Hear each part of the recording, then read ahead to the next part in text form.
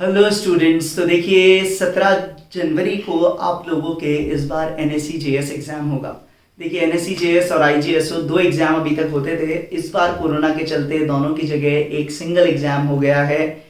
तो उसकी तैयारी से रिलेटेड पहले तो एग्ज़ाम की स्कीम नहीं क्या है ये आपको समझाएंगे। साथ ही इस वीडियो में आपको पिछले साल के एनएससी जेएस पेपर के जो फिजिक्स के 20 क्वेश्चन थे उनका डिटेल्ड एक्सप्लेनेशन इस वीडियो में आपको मिलने वाला है। तो आइए स्टार्ट करते हैं सबसे पहले इस एग्जाम को समझने के लिए कि इस बार हो क्या रहा है। तो देखिए जितने भी एक्चुअल ओलंपियाड नाम से बहुत सारे एग्जाम होते हैं, पर एक ही एक्चुअल ओलंपियाड है जो वर्ल्ड ओवर होता है और उसकी जो कड़ी है वो कहलाते थे NSC exam, national standard examination.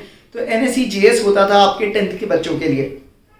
तो इस बार एनएससी जेएस की जगह इसका नाम कर दिया गया है international olympiad qualifier in junior science. ये दो पेपर यहाँ पे रहेंगे। पार्ट 1 में जो स्टेट और यूनियन टेरिटरी से जो प्रोपोर्शनल कैंडिडेट्स चुनेंगे उन्हीं का सेकंड पेपर चेक करेंगे। वो सेकंड पेपर एक तरह से आईजीएसओ हो जाएगा और उसके बाद डायरेक्टली 35 टॉपर्स को वो ओरिएंटेशन कैंप के लिए बुलाने वाले हैं और उसके बाद 5 टॉपर्स का या 3 टॉपर्स जितने भी वो लेते हैं उनको उसके बाद वो सेलेक्ट करेंगे। तो ये सारी डिटेल्स आपको यहाँ पे नज़र आ रही हैं। तो देखिए इस बार एग्जाम आपका जो होने वाला है वो होने वाला है 17 जनवरी को। और इसके जो एग्जाम की टाइमिंग्स है आपके जूनियर वालों के लिए वो है दिन में 2:30 बजे से 5:45 बजे के बीच। इसके सिलेबस की अगर मैं बात करूं तो सिलेबस आप देख सकते हैं ऑलमोस्ट पूरा डिटेल्ड आपको यहाँ स्क्रीन पे नज़र आ रही हैं। मैथ्स का एक अलग से ये है जिसमें 10 सीबीएसई 9 सीबीएसई के हिसाब से क्या क्या है ये सारी डिटेल्स आपको वहाँ पर प्रोवाइडेड है। तो फिजिक्स, केमिस्ट्री, बायोलॉजी सबके आपको यहाँ पे सिलेबस नज़र आ रहे हैं। प्लस स्टूडेंट ब्रोशर करके जो इन्होंने यहाँ पे दिया है, जो स्टूडेंट ब्रोशर करके इन्होंने दिया है, देखिए इसमें इन्होंने पूरी चीज़ समझाई है। देखिए सबसे बड़ी चीज़ क्या होती है, इसके लिए जो एज का फैक्टर है वो बड़ा मुश्किल होता है। एज आपकी बोली गई है कि आपका बर्थ होना चाहिए जनवरी 1, 2006 से 31 Feb 2007। अगर मैं 1 जनवरी 2006 भी मानूँ तो देखिए आज की तारीख में आपकी एज 15 साल से ज़्यादा नहीं होनी चाहिए। ये डिटेल यहाँ पे मेरे को नज़र आ रही है। You should be born between January 1, 2006 to 31 January 2007, both days inclusive. और भी बहुत सारी डिटेल्स आपको यहाँ पे साथ में गिवन है कि एलिजिबिलिटी, क्वेश्चन पेपर क्या होगा। पैटर्न देखिए इस बार क्या होगा। जो पार्ट ए है उसमें 24 मल्टीपल चॉइस क्वेश्चंस होंगे with 1 alternative correct plus 3 marks credit for correct choice -1 mark penalty for incorrect choice. B में आपके लिए है 8 मल्टीपल चॉइस क्वेश्चन विथ 1 और more than 1 correct alternatives. To get credit all the correct option and no incorrect option should be marked. और total marks जो आपके part 1 के paper के लिए होंगे वो होंगे 120। और जो आपका पार्ट 2 का है उसके लिए आपको वही बोला गया है HBCSE की वेबसाइट पे आपको डिटेल्स वहाँ पे मिल जाएंगे। अभी मैं केवल पेपर 1 तक की बात करें। फिर देखिए सिलेक्शंस कैसे होता है, यहाँ पे बड़ी कंफ्यूजन होती है। एक होता है MAS और एक होता है MI। MAS का मतलब ये होता है बेटा सबसे पहले आपको सेलेक्ट होना है तो MAS के ऊपर आप होने चाहिए, फिर आपके स्टेट की मेरिट में जो कोटा है उसमें भी आप फिट करने चाहिए। MAS होता है 50% of the average of the top 10 scores in that subject rounded off to the nearest lower integer. इसका मतलब उस सब्जेक्ट में जो टॉप 10 बच्चों के स्कोर आए हैं उसका 50% मिनिमम होना चाहिए। उससे कम है तो भले ही आपका नंबर आ रहा होगा तो भी वो नहीं लेंगे प्रोपोर्शनल रिप्रेजेंटेशन पे भी। फिर MI का क्लॉज ये होता है मेरिट इंडेक्स। ये अपन कहते हैं is 80% of the average of the top 10 scores in the subject rounded off to the nearest lower integer. और जो भी बच्चे MI को क्रॉस करते हैं उनको डायरेक्टली सेलेक्ट करेंगे ही करेंगे, भले ही स्टेट कोटा से वो कम आ रहे हैं या ज़्यादा आ रहे हैं। फिर प्रोपोर्शनल रिप्रेजेंटेशन का क्राइटेरिया समझाया है कि भाई NTSC 2013-14 को बेस मानते हुए जो प्रोपोर्शन था स्टेट्स और यूनियन टेरिटरीज का वही यहाँ पर ये लेते हैं। उसको एक्सप्लेन किया गया, उसमें बहुत ज़्यादा परेशान नहीं हो। आप देख सकते हैं लास्ट ईयर की लिस्ट से आपके स्टेट से कितने गए उससे आपको डायरेक्ट आइडिया थोड़ा बहुत लग जाएगा। तो ये सारी बातें हैं इनसे रिलेटेड आप देख सकते हो। अब ज़रा इस एग्जाम की जिसका पेपर अभी मैं सॉल्व आपके लिए करने वाला हूँ, इस एग्जाम से रिलेटेड जो इंपॉर्टेंट चीज़ मैं आपको बताऊँ कि लास्ट ईयर का जो डेटा था, कि लास्ट ईयर की बात करें कि भाई टॉप 1% के अंदर बच्चे कितने आए थे, क्या स्कोर्स रहे थे, वो आपको सबसे पहले मैं यहाँ पे बताना चाहता हूँ। तो देखिए लास्ट ईयर की अगर मैं बात करूँगा तो लास्ट ईयर का डेटा यहाँ पे आपको नज़र आ रहा है, जहाँ पे आपको MAS MI सारी डिटेल्स नज़र आ रही हैं। तो आप पेपर को देख के देख सकेंगे। देखिए एवरेज ऑफ टॉप 10 मार्क्स निकल के आया था 199.4, MI था 159 और MAS था 99। आइए पेपर सॉल्व करते हैं। आइए देखते हैं, स्टार्ट करते हैं। पहला question, apples dropping from apple trees were observed by many people before Newton, but why they fall was explained by Isaac Newton postulating the law of universal gravitation. Which of the following statements best describe the situation? The first one, the force of gravity acts only on the apple. तो आपको पता है कि भाई physics में action and reaction हमेशा रहेगा. अगर अर्थ ने एप्पल को अपनी ओर खींचा है तो एप्पल भी अर्थ को अपनी ओर खींचेगी. तो केवल ग्रेविटी फोर्स एप्पल पे लग रही है, ये कहना सरासर गलत है. Apple is attracted towards the surface of the earth. Both an apple and earth experience the same force of attraction towards each other. Apple falls due to earth's gravity and hence only A is true and C is absurd. तो सबसे appropriate option जो यहाँ पर है that is the option C, because आपको पता है दोनों एक दूसरे को इक्वल फोर्स से ही अट्रैक्ट करते हैं. ये बात अलग है, अर्थ का मास बहुत ज़्यादा है तो उसका एक्सेलरेशन ऐसा नहीं आता कि आपको वो फॉल करती हुई या उसकी तरफ आती हुई दिखेगी, बट एप्पल का क्योंकि मास कम है, that force produces a sizeable acceleration on the apple. So this is option C, और ये बहुत ही कॉमन क्वेश्चन है. आई होप मोस्टली आप इसको कर सकते हैं. नेक्स्ट क्वेश्चन, एक रेक्टेंगुलर मेटल प्लेट आपको गिवन है, shown in the adjacent figures has a charge of 420 microcoulomb assumed to be uniformly distributed over it. Then how much is the charge over the shaded area? No part of the metal plate is cut. Circles in the diagonals are shown for your clarity. Plus you are given, वो आपको clarity के लिए दिखाए हैं. साथ ही साथ आपको ये भी गिवन है कि पाई की वैल्यू 22/7 लेनी है. तो भाई देखिए मैथ्स का क्वेश्चन ज़्यादा है. यहाँ आपको पता है भाई टोटल एरिया पे 420 चार्ज है, तो अब ये बचा हुआ एरिया कितना है, शेडेड एरिया कितना है, उसके रेशो में आपको चार्ज निकालना है. तो सिंपल तरीका क्या होगा आपका, area of the shaded part upon total area into total charge. That is your answer.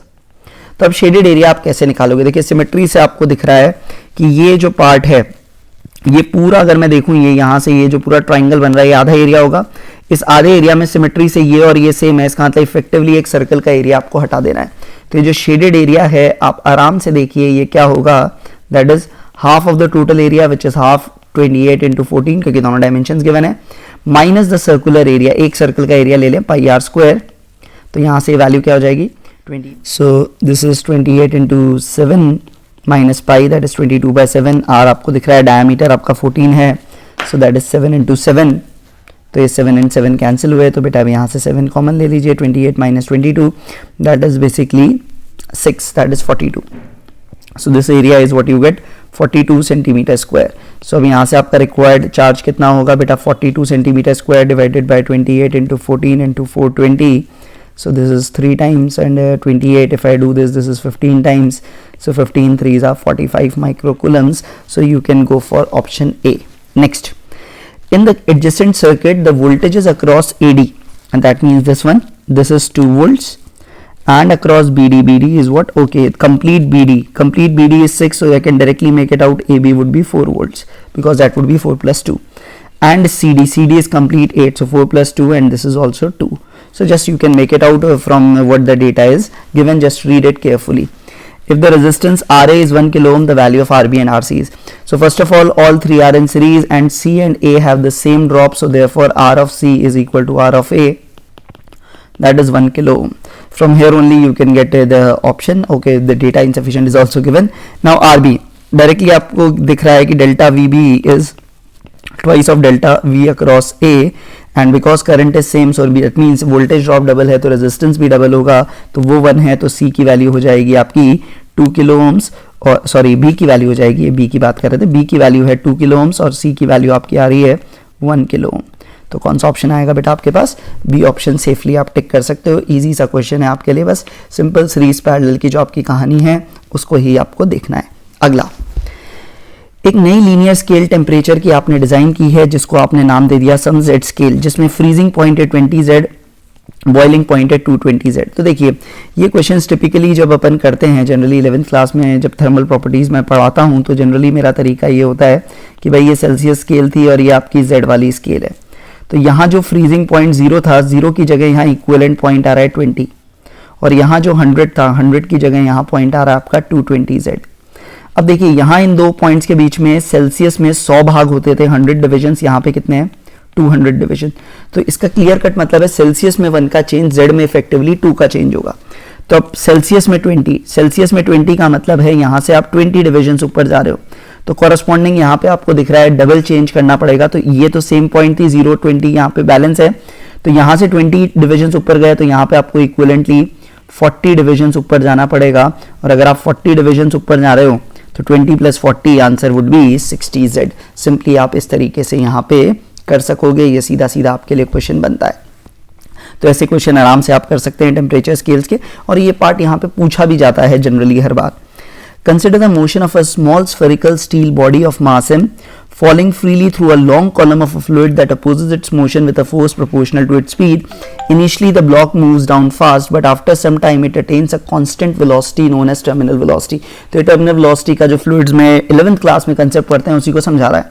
और अब देखिए, अगर वेलोसिटी कांस्टेंट हो गई, आपको केवल ये पॉइंट लेना है, कांस्टेंट वेलोसिटी का मतलब होगा एक्सेलरेशन इज 0। इसका मतलब जब भी आप उसको देखोगे बॉडी पर लगने वाले सभी फोर्सेस का सम 0 होगा। वेक्टर साइन का मतलब आप समझते हैं, अदरवाइज सिंपली आप समझिए नेट फोर्स इज 0। अब वेट mg है, अपोजिंग फोर्स Fe और बाइंड फोर्स Fb है, तो करेक्ट इक्वेशन क्या होगी? तो देखिए नीचे जा रहा है, mg तो नीचे लगेगा, और जिस भी मीडियम में है फ्लूइड का बाइंड फोर्स ऊपर लगेगा, और बिकॉज वेलोसिटी नीचे है तो जो रेजिस्टिव फोर्स है वो भी ऊपर आएगी, तो ये दोनों फोर्स ऊपर होंगे और ये फोर्स नीचे होगा। और क्योंकि एक्सेलरेशन 0 है तो नेट बैलेंस होगा, तो ऊपर जितना फोर्स नीचे उतना फोर्स, तो buoyant force plus the viscous force would be equal to mg। So what you are asked with the equation between them, so the equation is option C, that is the most appropriate and the correct relation, you can make it out. Okay, तो ये simple सा बस आपको constant velocity से समझना है और थोड़ा सा दिमाग लगाना है। एक वायर का पीस है P और 3 आइडेंटिकल सेल्स सीरीज में है। Amount of heat is generated in a certain interval in the wire due to passage of current. Now the circuit is modified by replacing P with another wire Q and N identical cells, all again in series. Q is 4 times longer in length than P. They are of the same material, same diameter. So in material same diameter, you know resistance is equal to rho L by A. So material same, so resistivity same, area same because diameter same, so R is proportional to L. So what you can say, the Q resistance would be equal to 4 times the resistance of P. You can make it out. Now, if the heat generated in second situation is also the same in the same time interval, then so this is same heat is generated, that means the power is same, and because the power thing we can make it out is V square by R. In the first case, let's say each cell is of V voltage, so it was 3V whole square divided by RP. Now it is N cells, so the total effective voltage would be N times V, because in series the voltages get add up of the cells, EMF gets add up, more appropriate to say divided by RQ. तो ये simple आपको step लिखना है। तो यहाँ से बेटा अपन V वो तो कैंसिल हो जाएगा, यहाँ से क्या आ रहा है आपका 9/RP is equal to N²/RQ। So N² की वैल्यू क्या आएगी, 9 into RQ by RP, that is 9 into 4 which is 36, so N becomes 6। तो ये भी एक क्वेश्चन है जिसमें थोड़ा सा आपको बैटरीज के कॉम्बिनेशन का अगर आपको थोड़ा सा पढ़ा हुआ आपके लिए हो तो आप इजीली कर पाओगे। हल्का सा लेवल 10th के ऊपर जाना है और आराम से फिर हो जाता है। क्वेश्चन टफ नहीं है हाँ, बट नॉर्मली 10th लेवल पे उतनी चीज़ें एक CBSE सिलेबस के अकॉर्डिंग तो नहीं पढ़ता बच्चा। नाउ नेक्स्ट 67, यहाँ देखिए जो ऑफिशियल पेपर मैंने अभी इनके साइट से लिया है, या तो मेरे से लेते हुए गड़बड़ हुई है, यहाँ सारे ऑप्शंस प्रिंट नहीं हुए हैं। मैं एक बार ऑप्शंस बता देता हूँ। यहाँ पे कह रहा है P matches with O, Q matches with N, R matches with L and S matches with M। This is the first option. ऐसी सेकेंड ऑप्शन है P matches with M, Q matches with N, R matches with L, S matches with K and similarly C, D और भी 2 options हैं। क्या क्या है मैं फटाफट से लिख रहा हूँ।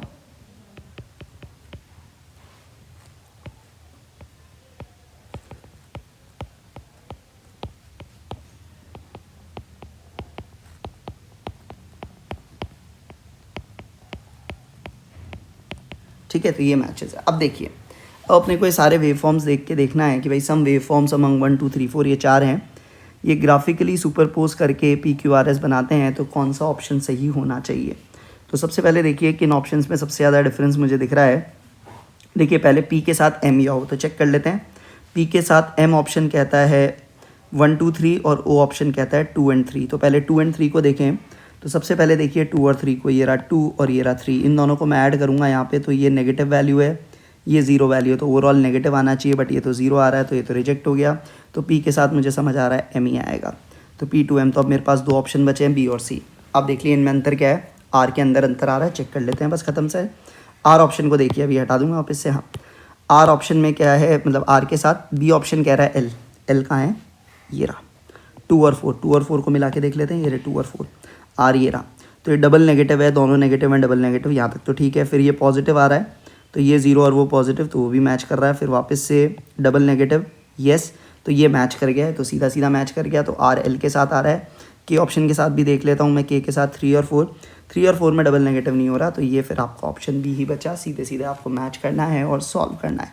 तो again simple wave super position का आपको अभी से सिखाने की कोशिश ये लोग कर रहे हैं। Next, at any instant of time the total energy of a simple pendulum is equal to the sum of its kinetic and potential energy। और आगे जाके आप पढ़ते हैं कि पेंडुलम की टोटल एनर्जी अगर आइडियल केस है तो कांस्टेंट रहती है। Okay, amplitude of oscillation of the pendulum is 10 centimetre and total energy is 4 milli joule, find the K. तो टोटल एनर्जी, अब इसमें सबसे अच्छी तरीका ये होता है कि भाई आप देखो, जब भी पेंडुलम ऐसे ऑक्सीलेट करता है, अगर आपने थ्योरी पढ़ी हो, ये यहाँ तक किसी एक्सट्रीम पोजीशन तक जाता है जिसको अपन थीटा नॉट थीटा मैक्स बोलते हैं, और इस पॉइंट पे यू टर्न लेता है। इसका मतलब अगर इस पॉइंट को ए बोलूँ तो यहाँ जो भी पॉइंट बोले तो यहाँ वेलोसिटी 0 होगी। तो यहाँ पे जो भी एम्पलीट्यूड होता है उसको लीनियर टर्म्स में अगर अपन देखें, हाफ के एक्स स्क्वायर की टर्म्स में जब, तो अपन बोलते हैं भाई एक्सट्रीम पे काइनेटिक एनर्जी 0 होती है। इसका मतलब एक्सट्रीम पे टोटल एनर्जी पोटेंशियल एनर्जी होगी, और अगर एम्पलीट्यूड ए मानूँ so that is half k A square, that is equal to total energy. और टोटल एनर्जी है 4 × 10⁻³ और के एक कांस्टेंट है आपका, वो लिख दिया, और ए स्क्वायर 10 सेंटीमीटर स्क्वायर, 0.1 का स्क्वायर दैट इज़ 0.01। तो के की वैल्यू यहाँ से आपके पास आ रही है 8 × 10⁻³ divided by 10⁻², that is 0.8। So K comes out as 0.8 newton per metre in SI units. So the option that I will choose is going to be B. तो यहाँ पे भी आप बोलोगे ऑप्शन कौन सा आपका आ रहा है, बी ऑप्शन यहाँ पर देखने को मिल रहा है। नेक्स्ट, फिर देखिए पेंडुलम की बात ही कर रहा है, वैसे ही कुछ सेटअप दिख रहा है। रिजिड बॉडी है, मास m की, सस्पेंड किया है पॉइंट O से यूजिंग एन इनएक्सटेंसिबल स्ट्रिंग। जब थीटा एंगल पे डिस्प्लेस किया तो चेंज इन पोटेंशियल एनर्जी क्या होगी? भाई देखो, चेंज इन पोटेंशियल एनर्जी यहाँ से देखिए, यहाँ से यहाँ जब भी अपन देखते हैं केवल हाइट से मतलब होता है, तो मुझे ये हाइट निकालनी है। बेसिक ज्योमेट्री देखिए, ये टोटल लेंथ OY आपकी लेंथ L थी। अब इस पॉइंट को लेट से मैं कुछ नाम दे दूँ P। तो अब आपको पता है ये लेंथ धागे की L है, ये एंगल 90 डिग्री है, तो आपको पता है OP लेंथ यहाँ से ट्रिग्नोमेट्री से देखोगे L cos थीटा। तो जो आपका H का वैल्यू है वो होना चाहिए OY minus OP which is L minus L cos theta. ये बहुत बच्चों को सिखाया जाता है पोटेंशियल एनर्जी चेंज के लिए। तो ये हाइट है तो चेंज होगा mgh, और ऊपर गया है तो पॉजिटिव चेंज होगा। सो mgl 1 माइनस cos थीटा। ये बहुत स्टैंडर्ड रिजल्ट 11th में बच्चों को बताते हैं, अब बार बार करना होता है, कई बार काम आता है। Option A. Refer to the adjacent figure. Variable force F apply की गई है बॉडी पे जिसका मास 6 kg है और रेस्ट पे है। बॉडी एक्स एक्सिस पे जा रही है, speed of the body at x = 5 and 6 metre is. तो यहाँ देखिए, आपको जो 9th क्लास में आप पढ़ते हो उस तरह के कंसेप्ट हैं जो 11th में और डिटेल में बोलते हैं, जिसको बोलते हैं अपन वर्क एनर्जी थ्योरम। किसी भी ड्यूरेशन में net work done by all the forces is change in kinetic energy, जिसको आप लिखते हो half m v² final speed minus initial speed square. वो इनिशियल इंस्टेंट, वो फाइनल इंस्टेंट। तो देखिए, क्योंकि आपको क्या गिवन है, रेस्ट से स्टार्ट हुई है, तो मुझे पता है x = 0 पे इनिशियल स्पीड 0 है। तो अब सबसे पहले 5 पे निकालनी है, तो 5 ये रहा। तो 5 तक मैं वर्क निकालूँ तो work done from 0 to 5। Work done from 0 to 5 अगर मैं देखूँ तो मुझे ये एरिया निकालना होगा, क्योंकि आपको पता है वर्क डन क्या होता है, फोर्स और डिस्प्लेसमेंट ग्राफ का एरिया। अगर आपने कभी इसको इतनी डिटेल्स पढ़ी हैं तो ये तो आपका बन गया ट्रेपेजियम, और ये आपका बन गया एक रेक्टेंगल। तो ये जो टोटल वर्क होगा, ट्रेपेजियम का area half into sum of parallel sides. तो ये अपने को मैग्नीट्यूड देखना था यहाँ पे। तो देखिए, यहाँ पे ये जो मैग्नीट्यूड आपको नज़र आ रहा है, ये मैग्नीट्यूड अपने को देखना है। अच्छा, एक और चीज़, इन्होंने लाइंस थोड़ी सी अजीब तरीके से बनाई है। मुझे यहाँ से देखना चाहिए था x के साथ, क्योंकि नेगेटिव का कोई मीनिंग नहीं है, मेरे को एरिया केवल यहीं तक का आएगा। ये भी एक इसमें खेल आपके साथ हो रखा है। तो बेटा ये ट्रेपेजियम नहीं है, ट्राइंगल ही रह गया। तो हाफ इंटू 4 × 4, क्योंकि नेगेटिव नहीं, आपको फोर्स का मैग्नीट्यूड चाहिए। नेगेटिव का मतलब तो होता है पीछे की तरफ, ये आगे की तरफ ही है। 0 to 4 आपको यहाँ पे लिखना है। सो 4 × 4 प्लस यहाँ पे ये एरिया भी यहीं तक ही रह जाएगा। जब अगर इसको ढंग से देखेंगे तो ये होगा 4 × 1। So that is the total work done. वो मुझे नज़र आ रहा है 16/2 8 + 4 दैट इज़ 12 जूल। तो ये 12 जूल किसके इक्वल होगा, हाफ इंटू m की वैल्यू 6 है। So v at x = 5 metre पे जो भी स्पीड है, square minus initial speed which is 0 square. तो ये क्या हो जाएगा बेटा, 24/6 4 is v at x = 5 metre whole square. तो इतना क्लियर हो गया कि x = 5 मीटर पे जो आपकी स्पीड है वो कितनी होगी, 2 मीटर पर second, that is for sure. अब 5 to 6 अगर आप देखोगे, फोर्स 0 ही है, मैं सारी ड्राइंग एक बार हटा देता हूँ जिससे आपको समझ आ जाए ओरिजिनल फिगर ये था 4-0 ही है, इसका मतलब ये एरिया आपको बेवकूफ़ बनाने के लिए गिवन है, तो अब कोई वर्क डन नहीं है तो स्पीड कांस्टेंट ही रहेगी, तो ये ऑप्शन सी रहेगा। This is a good question, बच्चे बेवकूफ़ बन सकते हैं। इवन करते करते मुझे भी लग रहा था कि ये एरिया लें क्योंकि यूजुअली यही एरिया लेते हैं, बट याद रखिए फोर्स और एक्स एक्सिस आइडियली यहाँ पर है कि इन्होंने थोड़ा सा आपके लिए साथ खेल किया है यहाँ पे, तो ये थोड़ा सा इंटरेस्टिंग बना दिया ऐसे, बट जो भी है अब आप इसे समझ सकते हैं। नेक्स्ट, एक चार्ज पार्टिकल है जिसका चार्ज क्यू है, मास m है, एंटर कर गया है एक यूनिफॉर्म फील्ड बी में with velocity v at right angles to B, force is q v B, the force acts at the centripetal force, ये बहुत स्टैंडर्ड थ्योरी है और इसकी रेडियस निकलती है mv/qb। Now if a hydrogen ion and a deuterium ion enter the magnetic field with velocity in the ratio 2:1 then the ratio of their radii is। अब देखिए 12th वाले बच्चे के लिए बहुत स्टैंडर्ड क्वेश्चन है, आपके लिए बड़ा अच्छा है और इन्होंने समझाया है, इन्होंने पूरा अच्छे से समझाया है कि मैग्नेटिक फील्ड का फोर्स है वो सेंट्रीपिटल फोर्स टुवर्ड सेंटर दे रहा है और QVB को mv²/r करके r = mv/qb आता है। अब रेडियस का रेशियो आपको यहाँ से दिख रहा है mv/qb।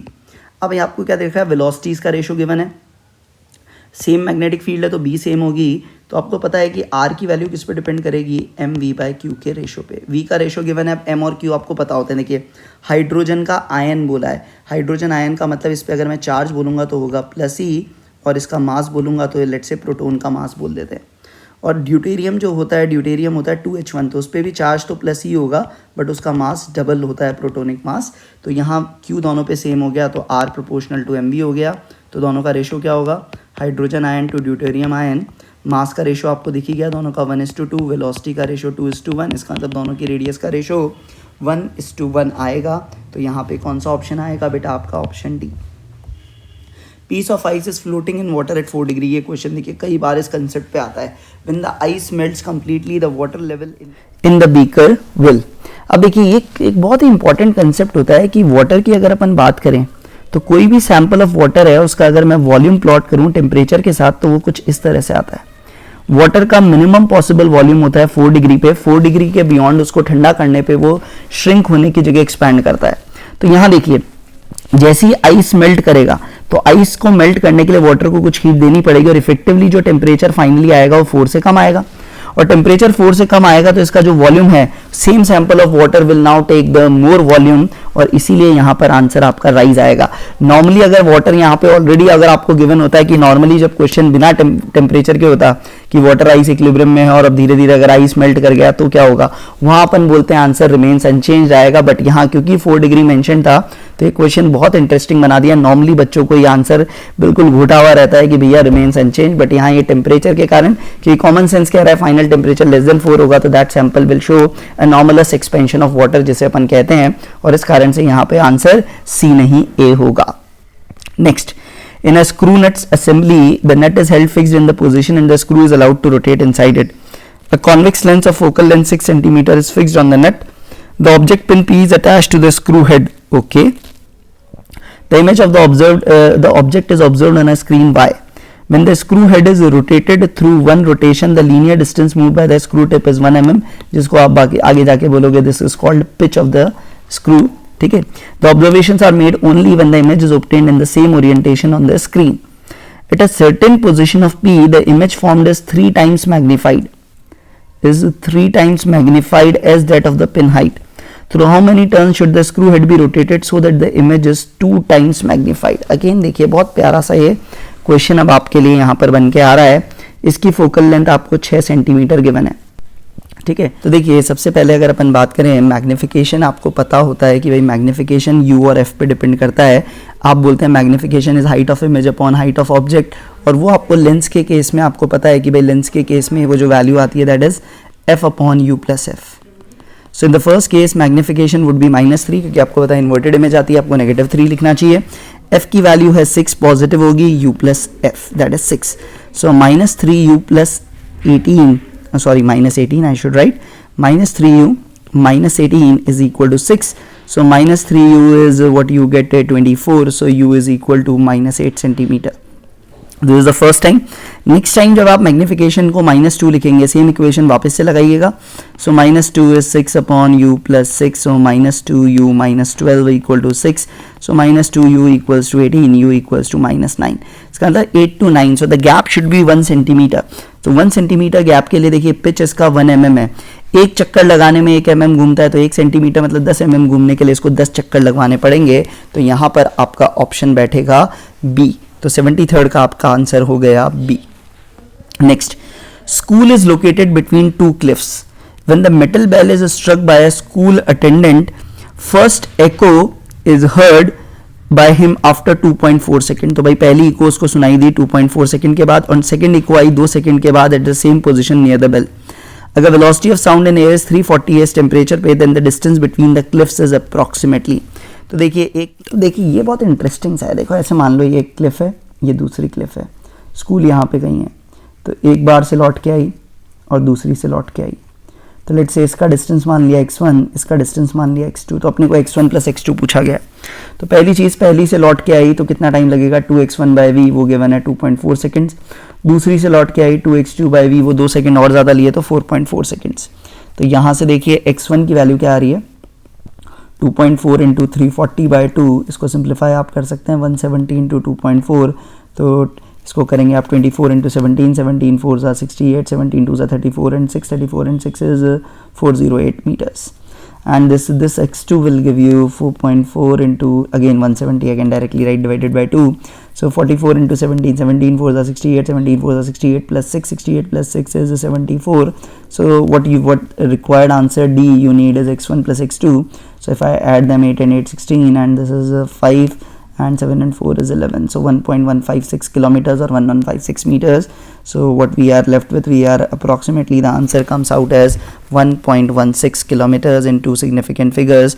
तो यही आपका आंसर निकलेगा।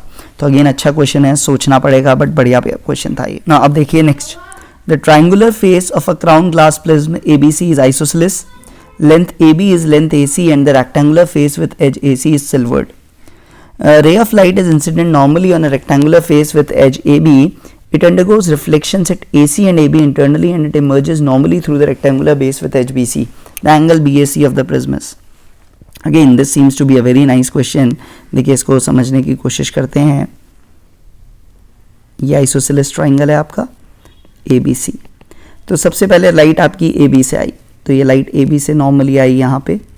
तो अब देखिए ये एंगल 90 है, ये एंगल A है, तो ज्योमेट्री आप अप्लाई करोगे तो इसका जो परपेंडिकुलर यहाँ पे मैं ड्रॉ करूँगा, वहाँ से जब मैं ये एंगल लूँगा तो ये एंगल A आएगा, और ये इंटरनली रिफ्लेक्ट हुई है तो ये भी A होगा।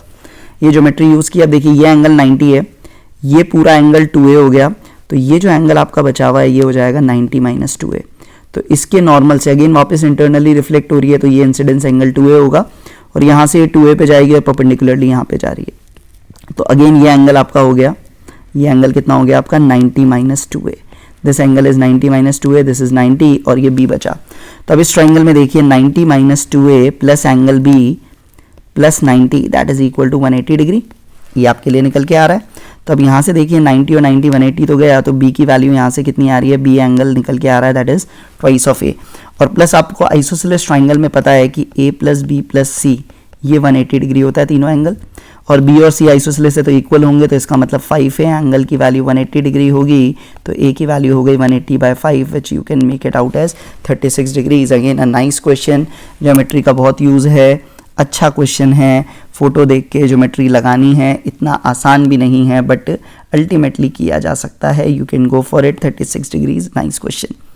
The radius of curvature at a convex mirror is x, the distance of an object क्या गिवन है आपको, distance of an object from the focus of this mirror is y, then what is the distance of the image from the focus.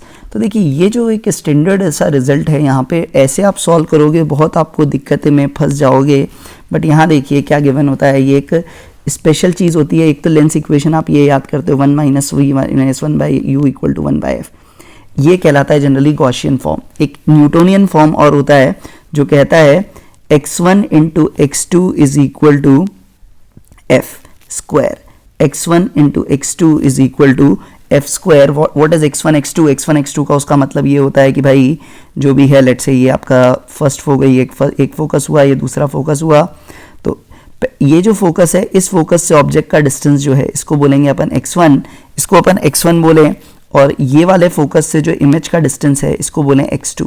So this x1 into x2. x1 क्या है? Object का इधर वाले focus से distance, x2 का secondary focus से distance. So this x1 x2 is f². तो as per the question distance of an object from the focus of this mirror is y. So x1 is y, x2 आपसे पूछा गया है यहाँ पे जो भी है, और f की वैल्यू देखिए, रेडियस ऑफ कर्वेचर x है तो f की वैल्यू हो जाएगी x/2 का होल स्क्वायर. तो x2 की वैल्यू क्या निकल के आ रही है बेटा? x²/4y. Go for option C. Again ये स्टैंडर्ड रिजल्ट है, आपको ध्यान है तो ठीक है, अदरवाइज डिराइव करने में तो बहुत टाइम लगता है. जो 12th के बच्चे होते हैं उन्हें भी टाइम लगेगा तो आपको भी लगेगा ही. फिजिक्स टीचर और उसकी फैमिली एक कार में जा रहे हैं, हाईवे पे लाइटनिंग हुई. तो ये देखिए, लाइटनिंग देखते ही कार होते ही ये एक स्टैंडर्ड प्रॉब्लम होती है, कंसेप्ट होता है जिसको बोलते हैं फैराडे केज.